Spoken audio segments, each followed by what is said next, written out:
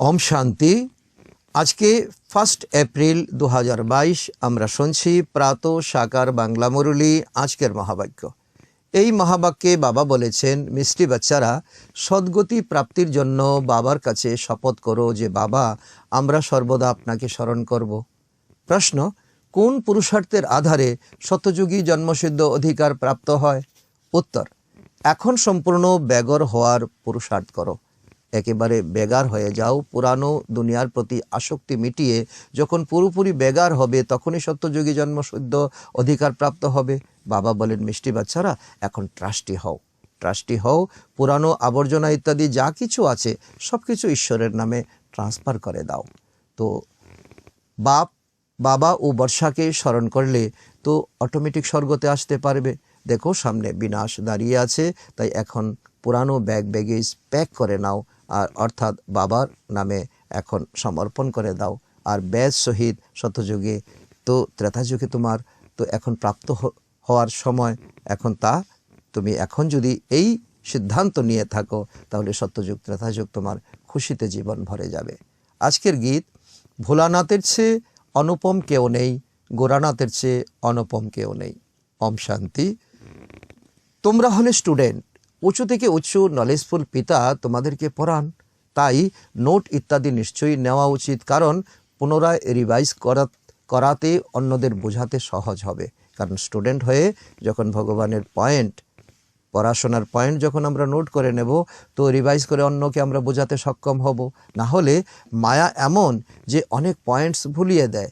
এই সময় বাচ্চারা, তোমাদের যুদ্ধ হলো এক মায়া রাবণের সঙ্গে, কোনো মানুষের সঙ্গে নয়। যত বেশি শিব বাবাকে স্মরণ করবে ততই মায়া তোমাদেরকে বিস্মৃত করার চেষ্টা করবে, কিন্তু সাবধান, জ্ঞানের পয়েন্ট ভুলিয়ে দেওয়ার জন্য চেষ্টা করবে। কিন্তু তোমরা যদি সেইভাবে বাবাকে আঁকড়ে ধরে থাকো, বাবার স্মরণে থাকো, তো মায়া কিছু করতে পারবে না। কখনো কখনো খুব ভালো ভালো পয়েন্ট স্মরণে আসবে, তৎক্ষণাৎ সেগুলো আবার হারিয়ে যাবে। তো শঙ্কিত হয় না, কারণ এই জ্ঞান হলো নতুন জ্ঞান। তাকে অনেক তো মর্যাদা দিয়ে, তাকে অনেক কায়দা করে নিজের জীবনে অ্যাপ্লিকেশন করতে হবে। বাবা বলেন, পূর্বকল্পেও এই জ্ঞান ব্রাহ্মণদের তোমাদের ধারণাতে ছিল, তোমাদেরকে আমি প্রদান করেছিলাম দেবতা বানানোর জন্য। ব্রাহ্মণদেরই ভগবান আপন করে নেয়, ব্রহ্মার মুখ দ্বারা দত্তক বাচ্চা বানিয়ে নেয়, কোলের বাচ্চা বানিয়ে নেয়। তো কারণ তাদেরকে সম্পত্তি দেওয়ার জন্য। এই কথা গীতায় লেখা নেই, তার জন্য অনেকে এই বিষয়ের উপর সংশয়ে এসে যায়। শাস্ত্র তো পরে লেখা হয়, তাই না? যখন ধর্ম স্থাপন করা হয় সেই সময় সব শাস্ত্র তৈরি হয় না, শাস্ত্র তৈরি হয় পরে। বাচ্চাদের বোঝানো হয় সর্বপ্রথম হলো জ্ঞান, পরে হলো ভক্তি।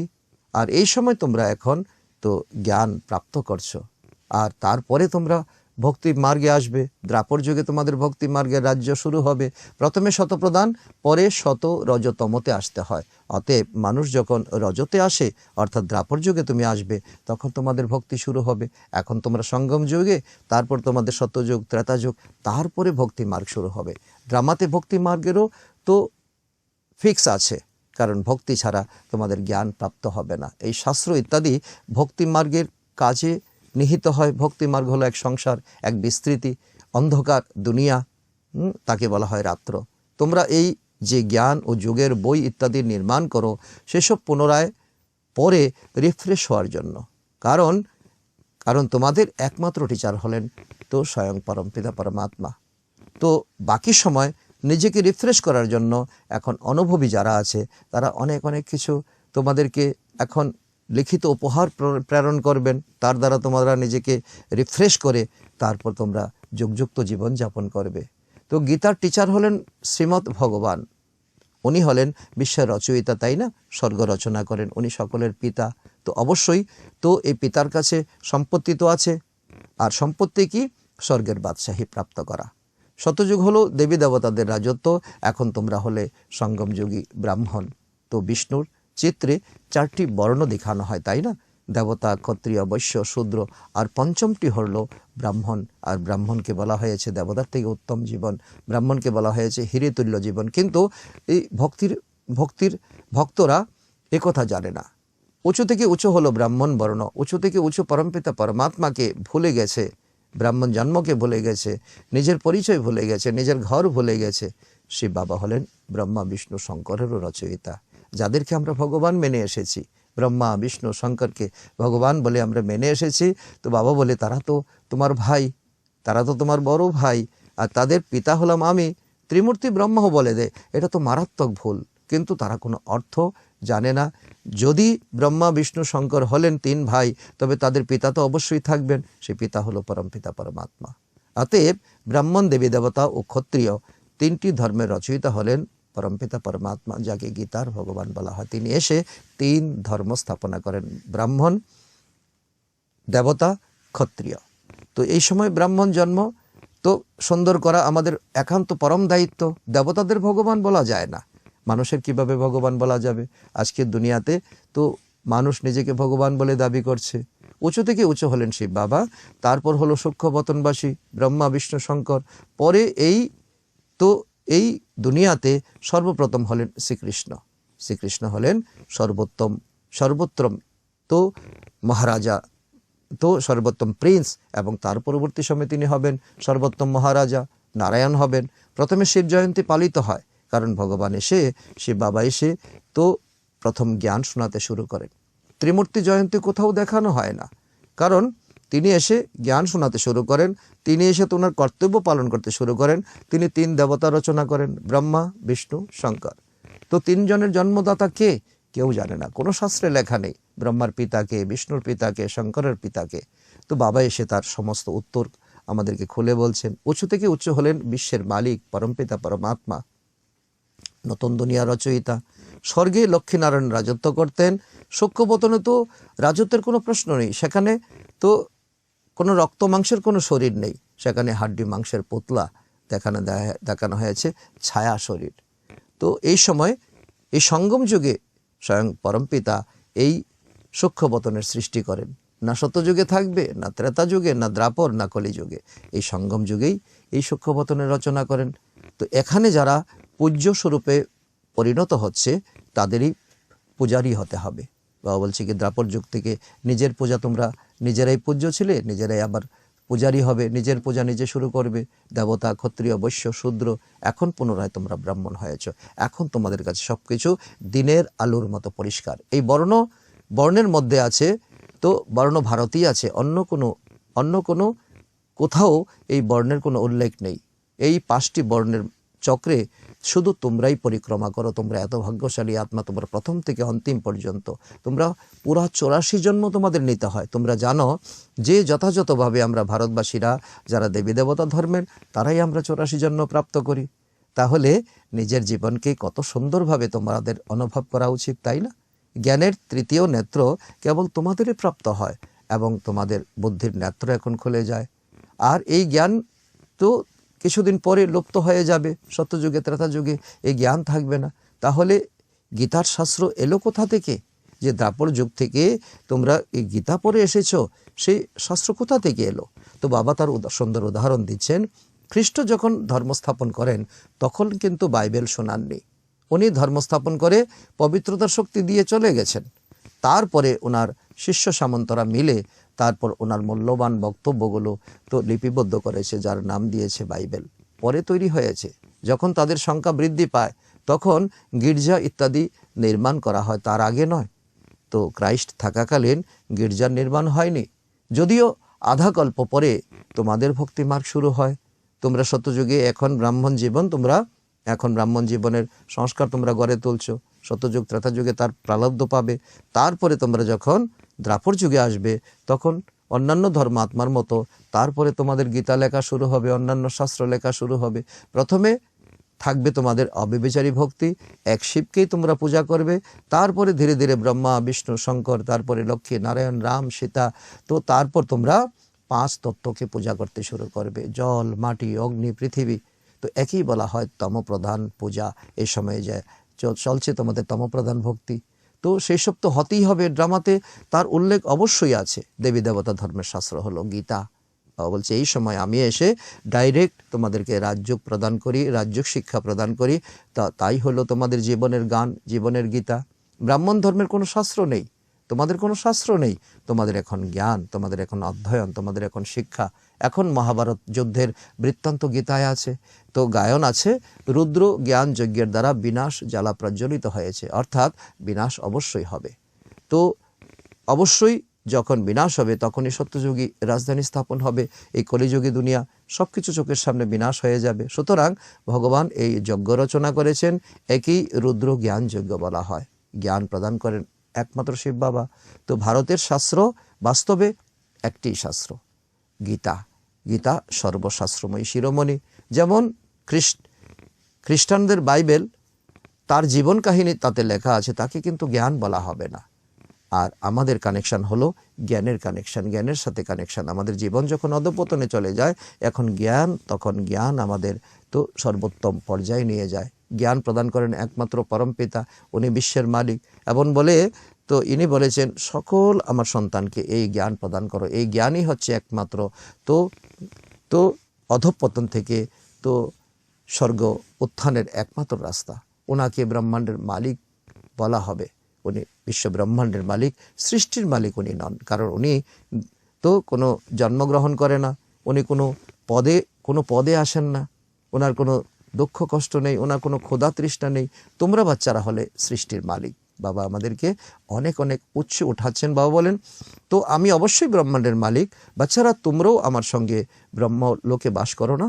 তোমরাও তো আমার সঙ্গে ছিলে, সেখানে যেমন বাবা থাকেন তেমন তো তোমরাও সেখানে যাবে। তো তার অর্থ আমি যেমন মালিক, তো তোমরাও তো মালিক, তোমরাও তো সেখানে নিবাস করবে। তো আমি এবং তোমরা হলে ব্রহ্মাণ্ডর মালিক। আমি একা নই, তোমরা এই দুনিয়ারও মালিক, ব্রহ্মাণ্ডর মালিক। কিন্তু তোমাদের পদমর্যাদা আমার থেকে অনেক বেশি। বাবা বলেন, আমি তো তোমাদেরকে পবিত্র করে পরমধামে গিয়ে বসে যাই, আর তোমরা মহারাজা মহারানী, তোমরা বিভিন্ন পদ তোমরা উচ্চ পদ প্রাপ্ত করো। তো তারপর তোমরা পতিত হও। 2500 বৎসর পরে আমি এসে আবার তোমাদেরকে পবিত্র করি। এই হলো তোমাদের জীবন বৃত্তান্ত, এই হলো 5000 বৎসরের ড্রামা। আমি তো জন্ম মরণহীন, পরে সাধারণ পরকায়াতে জন্ম করে আমি সৃষ্টির আদি মধ্য অন্তের জ্ঞান তোমাদেরকে শোনাই। এমন কোনো বিদ্বান পণ্ডিত নেই যে তোমরাই পূজ্য থেকে পূজারী হও, এই জ্ঞান তোমাদেরকে বলতে পারবে। যে বিশ্বের তো ব্রহ্মাণ্ড সূক্ষ্মবতন সৃষ্টিচক্রের রহস্য জানে, এমন কেউ নেই। তোমরা বাচ্চারাই কেবল জানো, কারণ আমি এসে এখন তোমাদেরকে ডাইরেক্ট এই জ্ঞান প্রদান করছি। যার কারণে আমাকে জ্ঞান সাগর বলা হয়, পবিত্রতার সাগর বলা হয়। আমি তোমাদের পরমপিতা পরমাত্মা। তাই মহিমা তো তখনই করা হয় যখন আমি এসে তোমাদেরকে জ্ঞান প্রদান করি। যদি জ্ঞান তো ঈশ্বর আমাদেরকে না প্রদান করতেন, তো মহিমা আমরা কেনই করব? উনি একবার এসে বাচ্চাদেরকে সম্পত্তি প্রদান করেন 21 জন্মের জন্য। তো 21 জন্মের লিমিট আছে, কিন্তু তারপরেও অনেক জীবন আমাদের সুখের জীবন কাটে। এমন নয় সদাকালের জন্য দেবেন। 21 পিঢ়ি আমাদেরকে তো বাবা বলছে, 21 পিঢ়ি অর্থাৎ বৃদ্ধ অবস্থা পর্যন্ত। 150 সাল আয়ু থাকবে সত্যযুগে, 125 বছর আয়ু থাকবে আমাদের ত্রেতা যুগে। তো কুল বা বংশ বৃদ্ধ অবস্থাকে বলা হয়। 21 জন্ম 21 বংশ তোমরা রাজ্যভাগ্য প্রাপ্ত করো। এমন নয় একের দ্বারা 21 বংশের উদ্ধার হয়ে যাবে। এই কথাটি তো বোঝানো হয় যে এই রাজযোগের দ্বারা তোমরা রাজারও রাজা হতে পারো, তোমরা চক্রবর্তী রাজা হতে পারো। তারপর সেখানে জ্ঞানের কোনো প্রয়োজন থাকবে না, সেখানে তোমরা সদ্গতিতে থাকবে, আরামে থাকবে, সুখে থাকবে, অত্যন্ত তোমরা সুখদ অনুভূতিত থাকবে। জ্ঞান তো তোমাদের দরকার যখন তোমরা দুর্গতিতে আছো। এখন এই সময় কলিযুগে যখন রাবণ তোমাদেরকে দুর্গতিতে এনে দিয়েছে, এই সময় তোমাদের জ্ঞানের দরকার। আর আমি পরমধাম থেকে ছুটে এসেছি তোমাদেরকে এই জ্ঞান প্রদান করার জন্য। এখন সদ্গতিতে যেতে হলে তো এখন এই পরমপিতা পরমাত্মার আপন হতে হবে, তার সন্তান হতে হবে, তার সমস্ত আজ্ঞা পালন করতে হবে, প্রতিজ্ঞা করতে হবে, বাবা আমরা সর্বদা তোমার স্মরণে থাকবো, আর তুমি ছাড়া আর কাউকে স্মরণ করব না। দেহের বোধ ত্যাগ করে দেহি অভিমানী অবস্থা স্থিত থাকব। গৃহস্থ থেকে আমরা পবিত্র থাকব। যারা নাকি সন্ন্যাসীরও ভয় পায় পবিত্রতাতে, মানুষ বলে যে এ কী করে সম্ভব? বাবা বলেন, হ্যাঁ, এই অন্তিম জীবনে সম্ভব। পবিত্র হয়ে আমার সঙ্গে যুক্ত হও, নিশ্চয়ই তোমাদের বিকর্ম বিনাশ হবে, তোমাদের প্রাপ্তি হবে, তোমরা স্বর্গের তো মালিক হবে, চক্রবর্তী রাজা রানী হবে।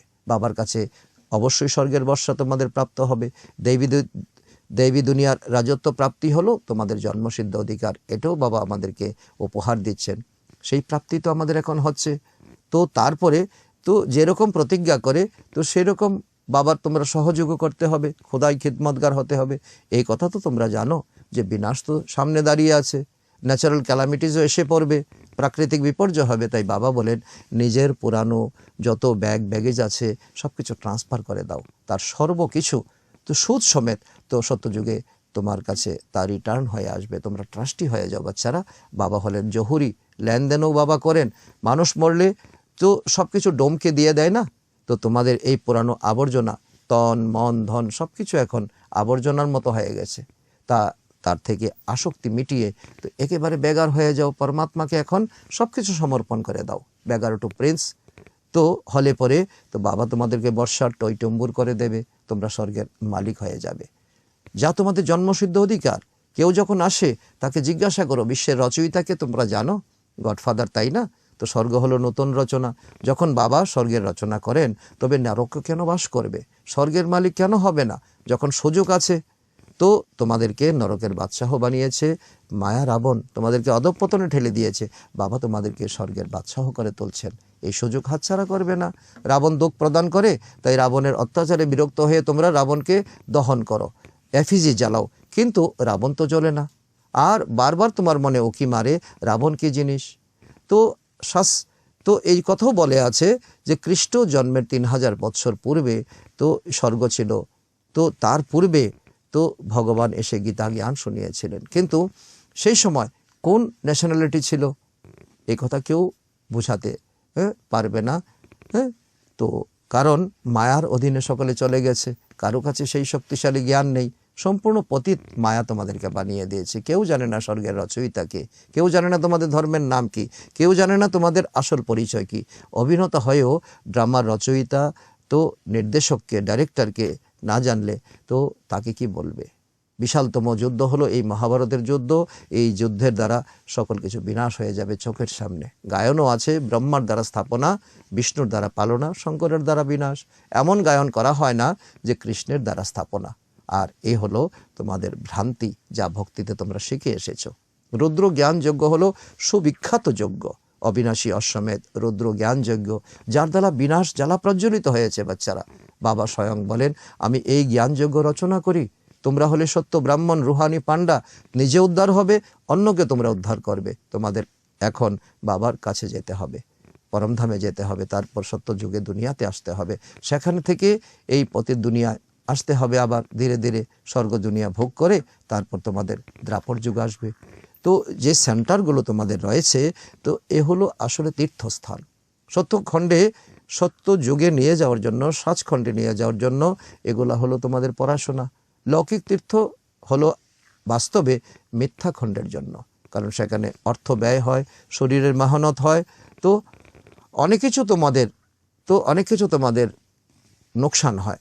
সেসব হলো জাগতিক দেহবোধের যাত্রা, সেখানে আত্মিক কোনো যাত্রা নেই। আর এই সময় তোমরা ঘরে বসে আত্মা নিজেকে মনে করে পরমাত্মাকে স্মরণ করলে এ হলো তোমাদের আত্ম অভিমানের যাত্রা। তোমরা জানো বাচ্চারা, পুনরায় নতুন দুনিয়া এসে তো নিজের স্বর্গমহল তোমরা নির্মাণ করবে। এমন নয় যে সাগরের তল থেকে উপরে উঠে আসবে। তোমাদের তো অনেক খুশিতে থাকা উচিত, কারণ পড়াশোনায় তো যারা করে তাদের চিন্তা থাকে যে আমি পড়াশোনা করে ব্যারিস্টার হব, আমি ইঞ্জিনিয়ার হব। আর এখন তো তোমরা সত্য পড়াশোনা করছো সত্য পিতার থেকে, তোমাদের এমন চিন্তা চলা উচিত যে এই পড়াশোনা কমপ্লিট করে আমি স্বর্গ দুনিয়ার মালিক হব, আমি সত্য দেবী দেবতা হব।